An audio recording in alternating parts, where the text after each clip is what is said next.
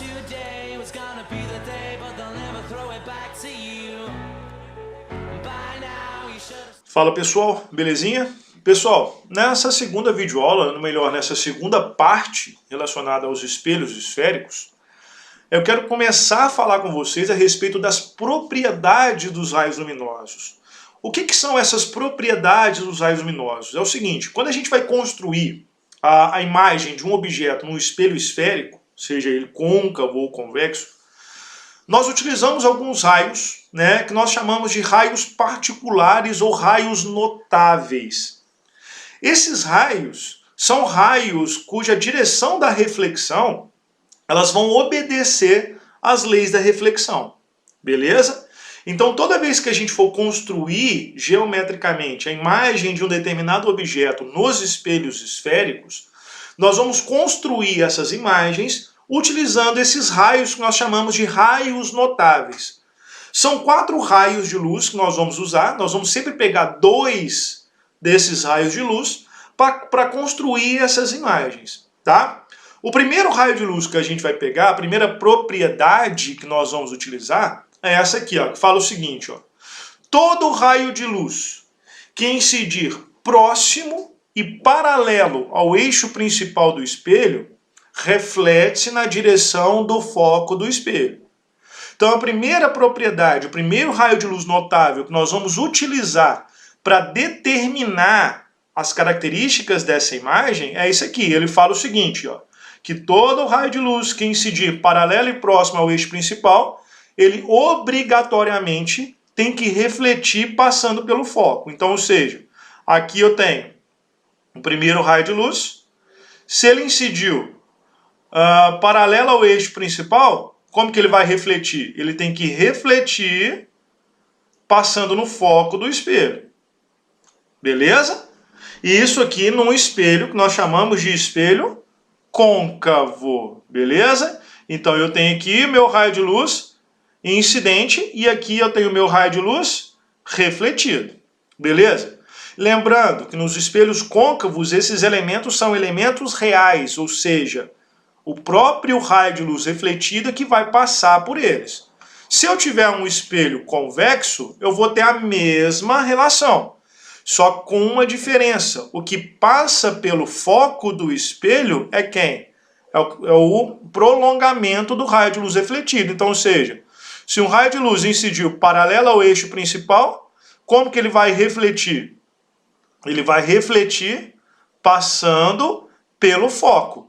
Só que o que passa pelo foco, no caso de um espelho convexo, não é o próprio raio de luz refletido, é o quê? É o prolongamento desse raio de luz. Beleza? Então essa é a nossa primeira propriedade. Pessoal, a segunda propriedade, ela fala o seguinte, ó. Todo raio de luz que incidir passando pelo foco, reflete-se paralelamente ao eixo principal. Então eu tenho aqui um espelho côncavo, então, ou seja, todo raio de luz que incidir passando pelo foco, como que ele vai refletir? Ele obrigatoriamente tem que refletir paralelo ao eixo principal. Então eu tenho aqui o meu raio de luz incidente no espelho, ele incidiu passando pelo foco, então como que ele vai refletir? Paralelo ao eixo principal. A mesma coisa a gente faz para os espelhos o quê? Pelos espelhos convexos, com uma diferença. O que passa pelo foco é quem? É o prolongamento do raio de luz incidente. Então aqui eu tenho ele vai incidir passando pelo foco. Se ele incidiu passando pelo foco, como que ele vai refletir? Ele vai refletir paralelo ao eixo principal. Lembrando que no caso do espelho convexo, o que passa pelo foco é o prolongamento do raio de luz incidente. Beleza? Então essa é a nossa segunda propriedade. Todo raio de luz que incidir passando pelo foco reflete paralelamente ao eixo principal, tanto no espelho côncavo quanto no espelho convexo. Beleza? Pessoal, nossa terceira propriedade fala o seguinte, que todo raio de luz que incidir no vértice do espelho reflete simetricamente ao eixo principal, com ângulo de incidência igual ao ângulo de reflexão, ambos medidos entre o raio e o eixo principal. O que isso significa? Está aqui um espelho côncavo. Se o meu raio de luz incidiu formando um ângulo alfa em relação ao eixo principal, então ele vai refletir formando um ângulo alfa também em relação a quem? Ao eixo principal. Então eu tenho aqui meu raio de luz incidente, aqui eu tenho meu raio de luz refletido.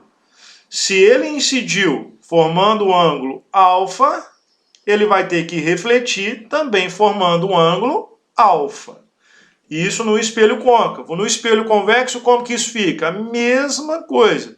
Se ele incidiu passando pelo vértice, como que ele vai refletir? Simetricamente a ele. Ou seja, se ele incidiu formando um ângulo alfa, como que ele vai refletir? Ele vai refletir formando também um ângulo alfa. Essa é a nossa terceira propriedade. Então, todo raio de luz que incidir no vértice do espelho vai refletir simetricamente a ele. Ou seja, se ele incidiu formando um ângulo alfa com o eixo principal, o ângulo de reflexão também tem que formar o quê? Um ângulo alfa. Aqui eu tenho no espelho côncavo e aqui eu tenho no espelho convexo. Belezinha?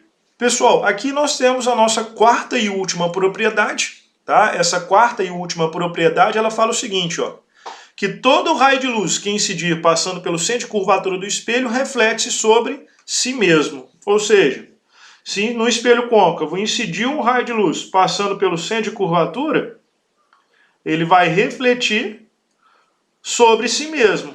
O que isso significa? Significa dizer o seguinte, que o raio de luz vai incidir no espelho e vai voltar na mesma posição. O raio de luz vai bater e vai voltar. Tanto no espelho côncavo quanto no espelho convexo. Lembrando que no espelho convexo, o que passa é o quê? É o prolongamento do meu raio de luz. Beleza? Então, ou seja, aqui eu vou ter o quê? O prolongamento do raio de luz passando pelo vértice do espelho. Então, ou seja, se ele incidiu passando pelo centro de curvatura, ele vai refletir sobre si mesmo. Tá? Então essas são as 4 propriedades que nós vamos utilizar para construir as imagens dos objetos nos espelhos esféricos.